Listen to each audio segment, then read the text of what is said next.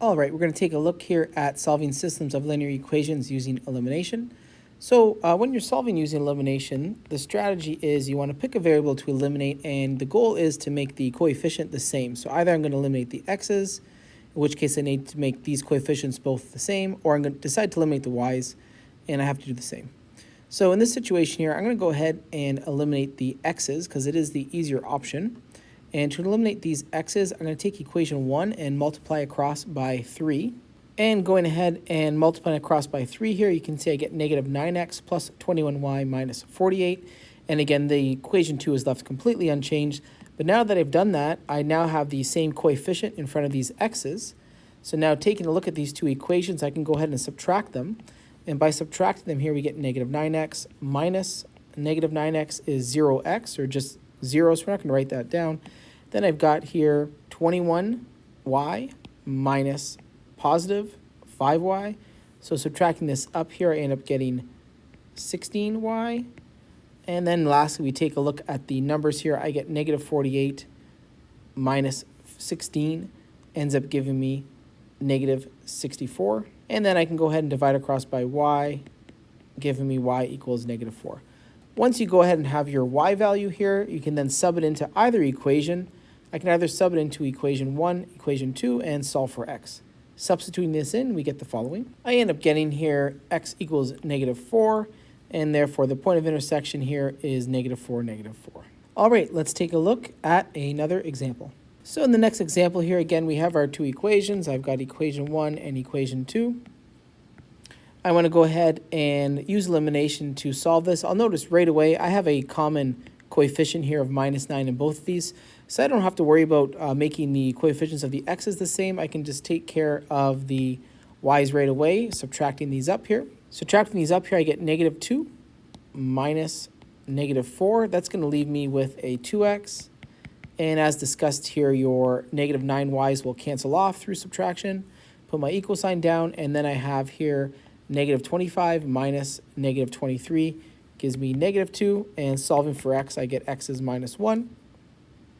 I can then sub that into either equation and solve for y.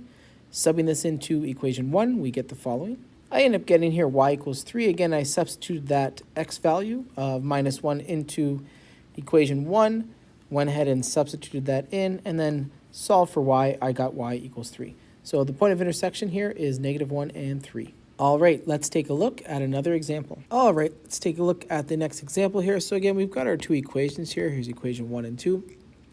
Now you'll notice here in this example, there's not a number I can multiply equation 1 across by to turn this into a 3 or turn this into a 6.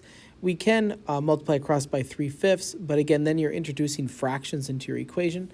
So in this situation here, when you don't have an integer value, you can multiply the equation across by to get similar coefficients in both of these equations. What we're going to do is the following. I'm going to take equation 1, and to eliminate the x's, I'm going to multiply across by 3.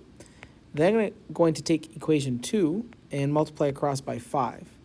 So multiplying equation 1 across by 3 gives us 15x plus 12y equals negative 42. And then multiplying equation 2 across by 5 also gives us that 15x that we do want, plus 30y equals 30. Now you'll see here we do have those same coefficients in front for those x's.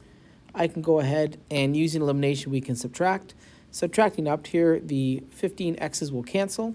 I then have 12y minus 30y is going to give me minus 18y. And then we have here negative 42 minus 30 is negative 72. Dividing across and solving for y, we end up getting that y equals 4. Now that I have my y value of 4, I can go ahead and sub that into either equation. Subbing that into equation 1, we get the following. I end up getting here that x equals negative 6. So again, I could have subbed that into equation 2 and gotten the exact same answer. It doesn't matter which one you sub it into. And my final answer here, my point of intersection, POI, is going to be negative 6 for my x value and 4 for my y value. All right, let's take a look at another example. So in the next and final example here, again, we have two equations that we want to solve. I want to make these coefficients the same, and right away I can see here that the easiest option in this situation is to go ahead and try to make these coefficients here the same for the y's. So I'm going to leave equation 1 untouched as 8x plus 14y equals 4. And I'm going to go ahead and take equation 2 and multiply across by 2 here. Multiplying across by 2, we get negative 12x minus 14y equals negative 20. And you'll notice here in this situation, I actually did not make the coefficients exactly the same for the y values, but they're off each other by a plus or minus. So instead of subtracting the two equations this time, I can go ahead and add the two equations instead.